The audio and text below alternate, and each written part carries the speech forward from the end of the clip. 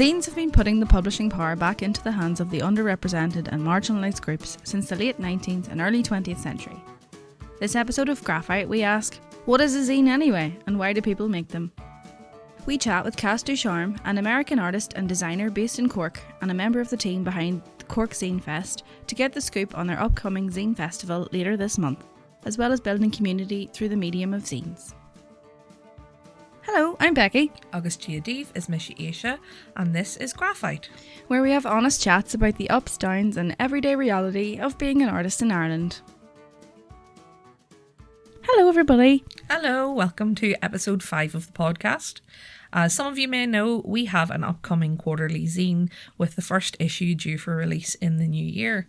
And on that note, we wanted to take the opportunity to chat to somebody who's a wee bit more of an expert than we are. Yes, we picked Cass's brains, and Cass is very lovely and had lovely things to say and very insightful and just seemed to know exactly what they were talking about. Yeah, it was super interesting and I love hearing about zines as a medium. So we'll catch you on the flip side. Enjoy. Welcome to episode 4 of Grá-phite. Today we have a conversation about zines and the Cork Zine Fest. Anything you'd like to say? Yeah, we're here with Cass DuCharme of the Cork Zine Fest team, and we're going to get into a lovely conversation about their art and about the zine scene in Ireland in general. So we'll get stuck in. Yeah. Hello, Cass. Hello, lovely to have you. Hi, lovely to be here. Would you like to tell us a bit about your journey as an artist? Where you started, how you got to where you are now? Yeah, so no formal background in art of any sort. Sort of always creative as a child, just, music and, a bit of arts and crafts and things like that. Mostly just as the fancy took me, and then sort of as I entered my adult life, I kept sort of being like, work is not necessarily fulfilling. It's obviously important, but what can I do outside of that to find either new hobbies or just something that's creative outlet? So I tried my hand at a few things. I did some blacksmithing for 6 months before the pandemic started. But then since moving to Ireland in 2021, I have found my way into fine metal work with jewellery making and then also printmaking. And then all of my friends were doing this cool thing called making zines. And so decided to give that a try as well. So it definitely has not been a straightforward path and was sort of just following the dopamine, as it were. And I've settled into this trio of artistic pursuits at the moment. Yeah, that's great. You kind of have to have a wee mix of things, I think, to keep you inspired in different ways and sort of all lead into each other as well. So it's nice. And how did you come to Ireland? I'm always really interested when people from, far-flung edges of the world end up here in this little tiny island. Yes. So my partner and I work for the same company, and they're based in the city that we used to live in America. And, landed a fancy job that was going to be opening an office here in Cork. And we said, sure, yeah, there's this global pandemic thing going on, but why not throw everything out the window and move to a new country? It was 6 months after I'd come out as trans, and so it seemed like it was just a perfect clean slate in every aspect of life. And so we took the plunge, moved over here with our 4-year-old son, and haven't looked back. Yeah. And how did you finding your art community here? It was hard at first just with lockdown and everything, but as things opened back up, Cork's obviously a pretty large city, lots of stuff going on in the arts space. And so I think just by the people that I was meeting, friends of friends, and then sort of was able to curate that friend group that I was trying to make and meet. And yeah, it was really just through those connections that started to understand the institutions that were available here, the opportunities that were available here, and sort of organically did that. Did you find there was a big difference between like where you're from Minneapolis, is that right? Yes. Did you find there was a big difference between Minneapolis and Cork, like in terms of opportunities and stuff like that as well? Yeah, I wasn't super plugged into the printmaking community in Minneapolis, although I did have a few friends who were artists. So I think, haven't lived in Dublin, but assume that larger cities will have more opportunities, but it might not be as easy to find them. You just probably have to find the right pocket of people doing cool things. So I think it was kind of like that. Whereas here, very similar to the size of city that I grew up in. And so still large enough to have lots of opportunities, but maybe easier to, have that expanded community of friends that you can sort of feel like you have a good sense of a fair amount of the stuff that's going on. So with that being said, do you find that you have a lot of influences outside of visual arts, or like what would be the thing that's, really affect your work? Yeah, so, I don't have that formal arts background, and I almost see that as a blessing because I don't have these preconceived notions about what art should be or what are proper things to focus on or anything like that. So I really just take inspiration from daily life. I'm a pretty observant person, and so just in walking around discovering Cork, noticing things as mundane as, the utility covers in the footpaths of, oh, these are different than the ones back in America. And I just got obsessed with documenting just the patterns in the metal grates. And so I made a zine called The Covers of Cork that's just all of those ordinary things that people pass every day.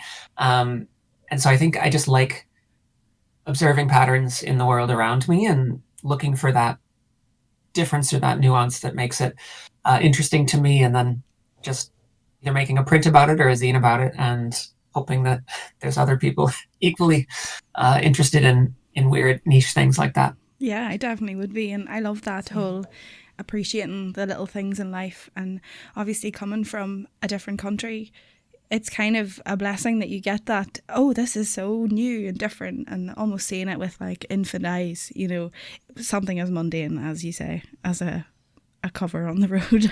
Yeah, but I think even just like it's important to have that outside perspective as well, because there's things that you wouldn't necessarily notice if you've lived in a city for your whole life. You're just raised with that, and then you actually get to see something beautiful that you never noticed before as well. So that's class. I love wee things like that as well. It's very interesting. Do you have anything that gets you in the headspace in particular just to do your work, or do you just find a flow, or what do you think? Yeah, as someone who is working full-time and parenting full-time and trying to carve out space for an artistic practice, I think it's really just making sure to build time into my schedule for me to just, not necessarily with an output in mind, but just being able to mess about, whether that's, in a design program to see if I could come up with something interesting to then maybe schedule the time to go into the print studio to, take the time and energy and money to do the more formal output of that. So I think it's really just that unstructured time to sort of see where my brain goes creatively, and just sort of keep that creativity present and active in my life. I think it's easy to get sidetracked by all of the other things in life. Yeah. Doom scrolling on social media, gosh, there's no shortage of distractions. Yes, that's definitely something I need to take from your example there. I'm so bad at, scheduling myself that time, because by the end of a work day and you've done putting the kids to bed and all, you just want to no, can't do anymore. Yes, absolutely. Yeah. If you had to start your creative journey from the beginning again, is there anything like you would tell your younger self, or anything you wish you'd done slightly differently, or are you happy with how it's all going? I think it's happy with how it's been going in the last 5 years. The recurring joke that I tell my partner is that, my 30s have just been basically a complete start over with my life in terms of my identity and, how much I'm focusing on creative pursuits outside of work. I think I've gotten okay at forcing myself to not focus on the perfectionist. Mm-hmm. That side of me is alive and well, and I think stopped me from doing a lot of these things earlier, because I sort of focused on I know that it's not going to be how it is in my mind right away, and sort of using that as well, then it means you're not meant to do that, or, you're not actually talented there, instead of just being okay with the mess and the mistakes and the learning and the journey. Mm-hmm. Maybe that's just something with getting older in general, but would love to tell myself in my 20s of like, yeah, you're not going to be perfect, and that's actually okay.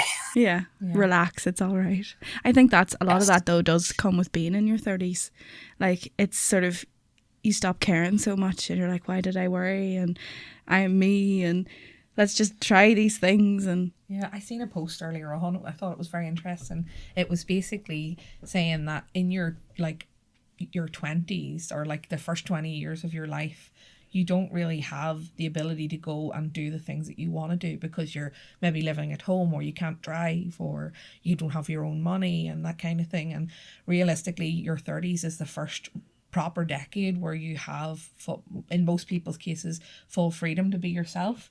And that's when people really do start to discover themselves, so that they said you're a fresh little flower or something along those lines. And I was like, that's so nice to think about it that way, that it is, you're really truly only coming into your own in your 30s. So. I know it's awful that all that pressure is on you in your 20s to feel like you know what you're doing and life's happening. And actually, it's a bit cruel, isn't it, to make you...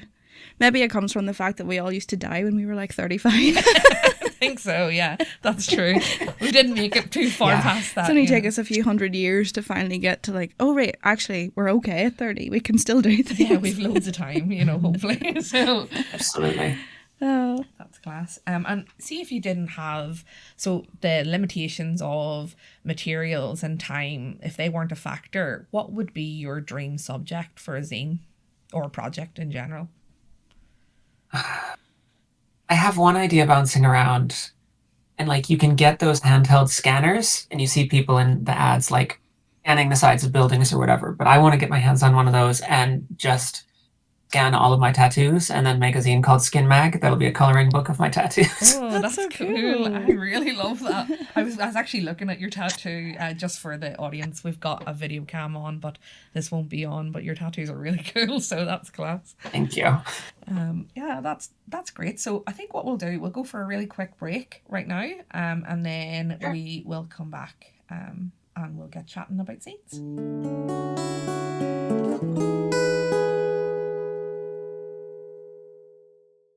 Would you like early access to episodes just like this one, as well as exclusive downloads and more? Consider subscribing to our Patreon. Content tiers start from less than the price of a cup of coffee and go towards keeping Grá-phite and other collective projects running.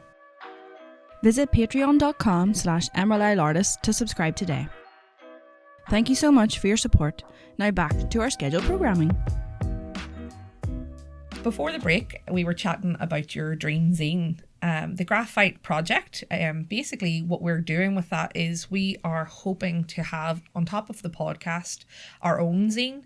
It'll probably be a wee bit more formal than, paper and pen and that kind of thing. It'll be a digital version of that.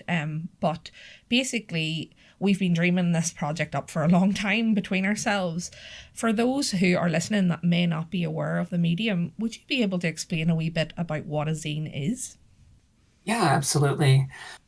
We sort of like to talk about it in terms of, sort of self-publishing and DIY, the intersection of those two crafts. Essentially, it can be a little book, either one-off or, a small print run. They can be as formal as you like, or as made as you like, but essentially sort of just that DIY book arts. And, there's a fair amount of different forms that a zine can take, right? It can be more of a traditional page through, page after page, or it can be an accordion. So the form itself is, I think, part of the what I enjoy about zines, is that it takes the standard of a book and sort of blows it open, and it can be literally anything, as long as you're doing it with purpose and having it be cohesive in the way that you want So yeah, and at the end of the day, it's sort of just that DIY publishing and sort of indie self-created, I don't know, digital, not digital, the opposite of digital. I really love how niche they can be. Like it's the most random little, like you said about the potholes and like the different patterns and stuff like that. Like we have a friend who did one about when she first got her frog, who was very ill, and what to do if you have an ill frog. And it's something that people are incredibly passionate about, but it's a very small niche subject that maybe only needs 8 pages to explain it, and I love it. Yes, it's like a little look into someone's brain. I was having a wee read about like the history of zines and stuff in preparation for the project in general and this interview, and I love that it's like putting it back into people's hands. Like the publishing side of the world is put into the hands of the people, and they can talk about things that, as you said, that they're passionate about. And most obscure little subject. Even just in, I know that a lot of times it was used for like social issues and stuff like that, and I love that. Like it's so nice that it can be silly little things that make you happy on a day-to-day business, or it can be something that's really helpful. Like I've seen ones to do with like your health and looking after yourself, or recipes, or you know, things like that as well. So it's pretty cool. And then obviously the history of it is in regards to social issues, like talking about racism and sexism and you know, queer rights and things like that as well. So it's really cool that it's such an expansive medium. What drew you to the medium as part of your practice, just yourself? Yeah, you know, I think while I don't use it in my day-to-day job, I have a degree to be a librarian. And so reading and books have always been a massive part of my life. And I think it just felt, you know, as I was getting more comfortable calling myself an artist, or sort of realizing that I had a creative practice, it felt like an absolute no stress way to get my thoughts out on paper. You know, because it's not meant to be overly formal, it's meant to be, you know, scrappy and DIY, and it can be unpolished. And the charm comes from those aspects of it. It was something I latched onto that I think allowed me to get over the perfectionism, because it's like, it can literally just be, you've ripped up, you know, several sheets of A4 paper and stapled them together. Like, yeah, I think it helped me get over that perfectionist side. And I said, if you've got an idea, put it down, because zines don't care if it's a silly little idea or something, you know, incredibly, you know, either politically motivated or social justice motivated. So yeah, you know, it might come across as something that's, you know, not world changing, but to you it's part of your world. And you know, the potholes, as you said, we were talking about earlier, like that's something that you find importance in, and that is important in the world. So it's nice to have the mix of different genres and stuff like that. So and as you said, it's almost like having a sketchbook, but a bit different, you know, tiny little short form sketchbook that you can just get your idea out on, and then there's no worries, because it's not like there's more pages to fill. Yeah, you don't have to stress about it. You can just make it, and then that's done, and you can move on to the next I love thing. the way you said, though, the zine doesn't care. Just do it. Like, exactly. I love that. Exactly. Because I struggle a lot with that, getting started or being daunted or feeling like my idea isn't clever enough or anything. And it's a really nice thing to hear, actually. Yeah. I'm really art blocked at the minute, so I'm like trying to get inspiration from anywhere. Yeah, I feel like every time, and I think you see across the four of us who organize Zine Fest, just all of those different aspects and sort of inspiration and focus in zines.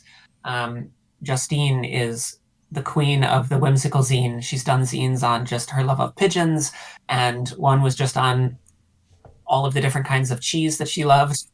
You know, she's done ones where she's basically just been watching a show and sketched,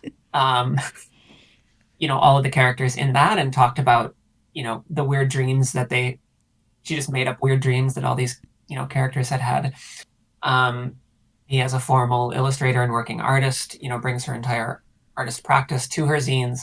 And Elise, as a formal bookbinder and printmaker, brings that level of precision to the craft of making them, but then focuses on things that are incredibly important, like housing security and food security. You know, she's South African, and her husband and her moved to Ireland shortly before I did. her husband's a chef. And so I think for them, food from home is incredibly an important connection for them as they've moved around the world. Obviously, as we've been saying, there's no shortage of inspiration and things that can provide that impact with the source of the zines. And I just love that we each come at it from a different place and sort of be united by our enthusiasm for the medium. That's great. And how did you all come together? Like, how did you all find each other, if you care to share? Yes. So Justine and I met, so Cork Zine Fest started in 2018, and Annie was one of the original co-organizers, so she's been with it the entire time. But then the rest of us have sort of come on year after year.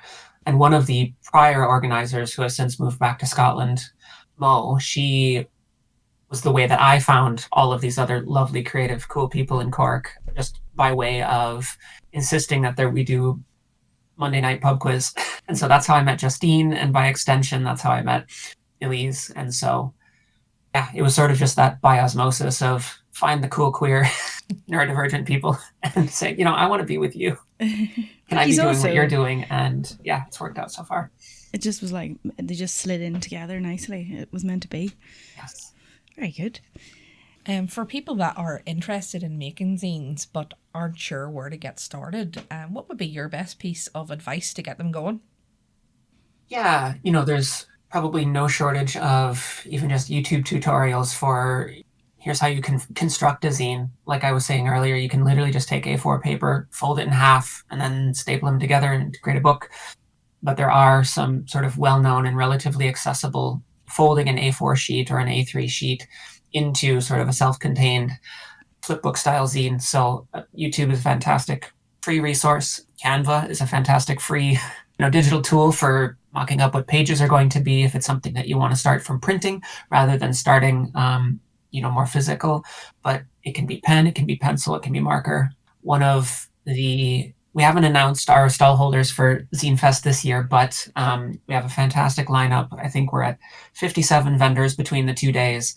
And, some of them are very, very DIY side of it's literally classic photocopied sheets of paper where they wrote, they got their thought out on paper, photocopied it, and then made an edition of the zine that way, to completely formal trained artists who have well-established illustration practices that are approaching zines as an additional way to, just get their creativity out. So thought is gone on what the point I was looking towards with that one, but getting started, yes. So it can literally be, if you've got paper and pencil, you can literally get started that way, and it can grow in complexity from there, but absolutely doesn't need to. So you run a zine club, isn't that correct? In the Lord Yes. Mayor's Pavilion. What do you do at the zine club? What does an evening at zine club look like? Yes. So this year, it was the first year we were able to sort of successfully keep a monthly zine club going, just with everyone's schedules. Myself, Annie, and Elise are members of Sample Studios, which is one of the artist studios here in Cork. And luckily, they have been more than willing to partner with us. Lord Mayor's Pavilion is a Sample Studios space, and they have art exhibits in there throughout the year. And so it was really great to be able to, utilize that space for one evening a month to come together for an hour and a half. Each month we tried to have a slightly different theme, whether it be appropriate for the time of year or the seasons changing, or just, something fun. We always try to frame it up as, here's a suggested theme, but if you've got an idea burning in your head that you want to be here and have the time to be creative, go for it. But then we provide the materials, so paper, pens, pencils, glue sticks, etc., to just let you really focus on creative output for the time that you're there, and then everyone goes home with their zine. That's great. So you can just turn up with nothing, basically, and you have a notion that you want to make a zine. You've never done it before, and you have everything ready to go. Yes. So most of them will start with one sort of zine making technique and, start with walking through, here's how you fold the paper to achieve that, sort of zine construction, help people get through that if that's one of the things that's providing a barrier to entry. Mm-hmm. And then really just letting you go. And at the end, if there's time, go around and just give a quick hey, what was the theme of your zine? Or just do a quick, walk around, look at what people did. It's one of those things where we weren't sure if there'd be enough demand to do a monthly, zine club. And I think we've sold out every month. So it's been fantastic to know that there's enough community and repeat people coming to this. We have an absolutely fantastic father and son who've come to a couple times, and it's just so wonderful to see such a young person incredibly enthusiastic about zines, has so many ideas, and then his dad's willing to, sort of help with the technical aspects of, either doing the writing bits or the, stapling bits, and letting the kid focus on just, drawing. So yeah, it's been really good in that way. And so what would like your favorite part of it be? Like you seemed to get quite a bit there out of the notion of a young person coming in and getting like a, something really good out of it. What's the thing that you like most about running the zine club? It's just a great, I think a theme that we get from people is that, oh, it's so great that I can just have this time for a creative thing, and it isn't something that I have to have taken a 10-week course on to do. Oh, yeah.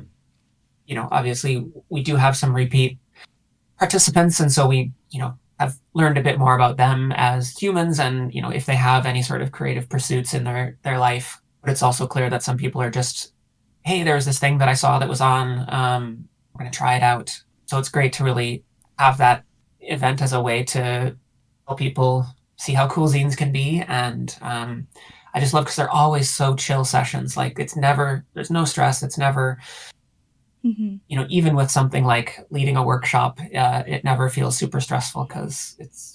Look, I'm so sad I'm so far away from Cork now. I want to go.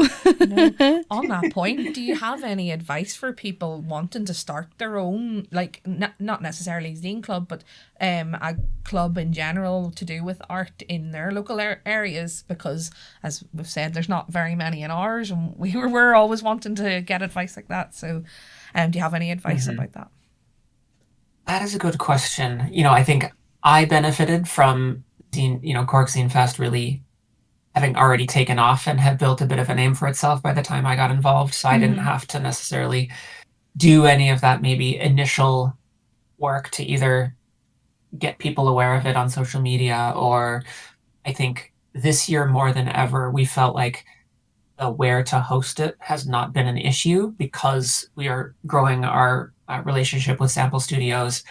The reason we have an entire month-long Makers Month leading up to the Zine Fair this year is because we were able to do partake in the residency program through Sample Studios and their partnership with the Triskel Arts Center here in Cork. And so, obviously those are opportunities that are really key to allow us to focus on doing the creative thing rather than focusing on the admin of, oh, are there places that we can have access to for an hour or two that are free, right? Even last year when we were only doing the weekend festival, it was like, well, what budget do we have for renting a venue that's large enough to do what we want with it?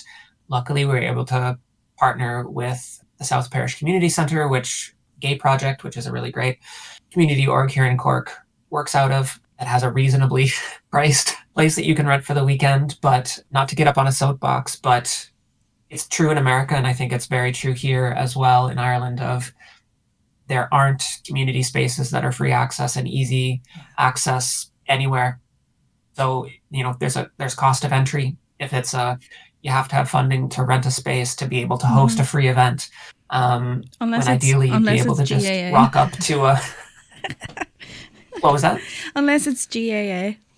Which is a football. Well, yes. Like football, yeah. Yeah. I totally agree with you. It's very, very hard to get things like that up and running when you don't have a budget or whatever. But it sounds like you were able to reach out to like local community groups and things like that in your area and find out, who is willing to work with things, clubs like your own and that kind of thing. So that's really interesting actually, because I'm sure there is, especially even in local, not local, very rural areas, there's always something. A wee hall. Yeah, even if a church hall or community centre has a room that you can be shoved into for an hour, it's just finding the places, isn't it? Really, knowing who to talk to, knowing where the spaces even are in some cases, I've been doing a lot of sort of looking into places that aren't in Ulster or in Dublin, because I was speaking with your team before about trying to find more events happening in Munster and Connacht especially, because it does seem to be harder to find events there, but it's really heartening to see that there is stuff going on. So I think it would be just worth for people to look into their local council even and just speak with them and see, do they have any suggestions on places. So it's cool that you were able to find somewhere. And do you find that you're able to expand on what you've built so far with the club? Yes, I think we had very high hopes beginning of this year.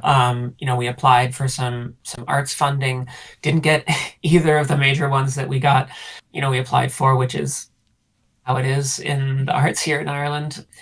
But because we had this connection with Sample Studio and were able to secure the location for the residency, that was just such a fortuitous thing to have happen this year, because it meant we could focus on, okay, what is the program going to be? What can we do to really engage with the community? Our program, we launched it earlier this week. We've got 20 events going on throughout the month, including the weekend Zine Festival. And I think for us, it's really important that we're engaged with the community. So we tried to fit in as many specific workshops with different community groups that we could, that was sustainable for us and sustainable for the groups. Because I think by creating those partnerships, it's the only real way that you can make sure that it can continue to grow, because then you can just build on that foundation next year.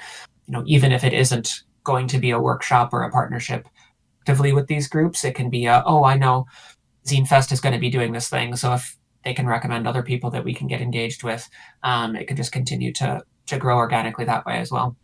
That's class.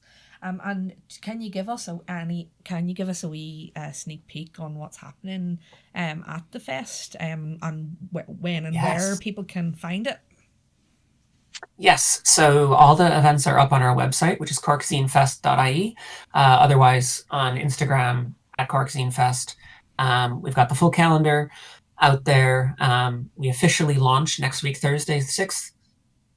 And then we've got drop-in zine making at the weekends. And then we've got a combination of sort of open workshops and then those community workshops throughout the month leading up to the last week of November. So starting on the 25th, we're sort of going to put together everything from all of the groups that we've worked with up until that point to have a zine library and exhibition in the residency space.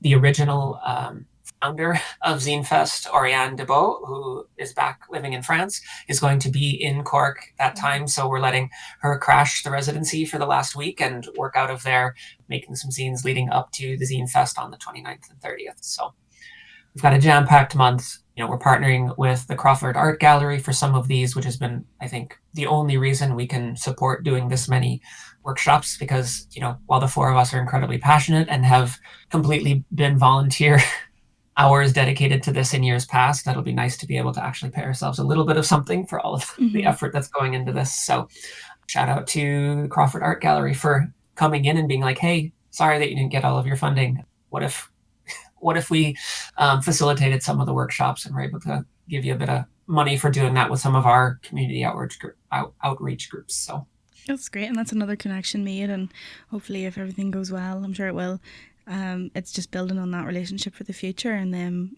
always expecting this to be happening every year. Yes. It's always good to hear artists getting paid for their work. Absolutely. It's hard. It's a rare occasion, I'd say, most days this recently, but yes, that's cool, and as Becky said, you've built that connection, so there could be more things in the future for you, and they might be able to put you in touch with people who can even help you expand further. So that's really cool. Well, that's everything we wanted to say in regards to zines. Do you have anything that you would like to add, or anything that you want people to know about either zines or your event or anything like that? Big question. Big questions. Yeah, I mean, if any of you find yourself in Cork during the month of November, we'll be hanging out at the Triskel in our residency room, working away, making zines. So feel free to check the Triskel website. I am not prepared with what that website is, but it's Triskel okay. Arts Center We can have it all in Cork linked. City. Yeah, I don't remember their full opening hours off the top of my head, but the room will be available whenever the building is open, so you can drop in, see what we've been up to. Otherwise, we'd love to see you at the Zine Fest at the end of the month.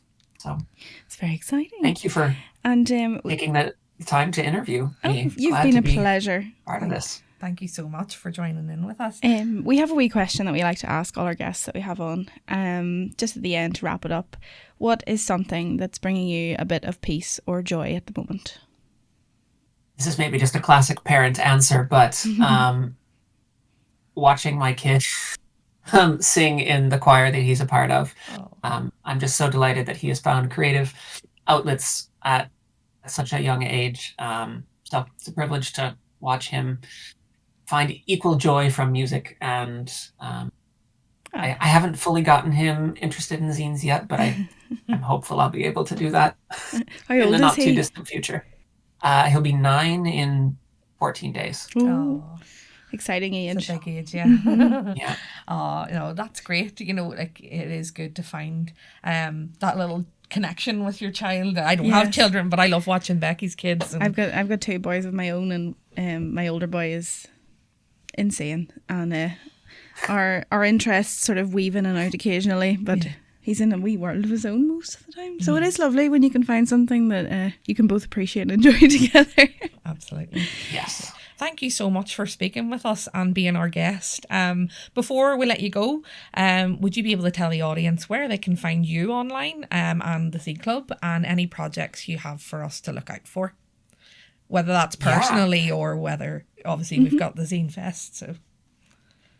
Yes, so you can find me on basically every platform as Cassalope. That's like cantaloupe, but a little bit more queer. Cassalope.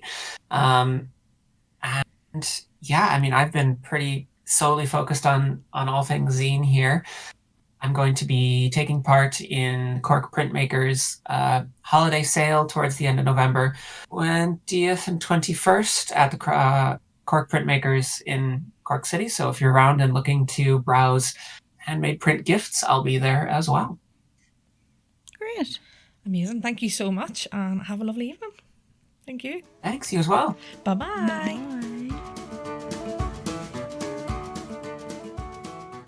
Grá-phite is brought to you by the Emerald Isle Artist Collective. This podcast is about people like you. Folks making art, telling stories, and figuring it out with gra and grit. Share the episode, leave a review, and if you want to share your thoughts or your work, give us a shout at info@emeraldisleartist.org. Thanks for listening to Grá-phite. Goodbye for now. Slán.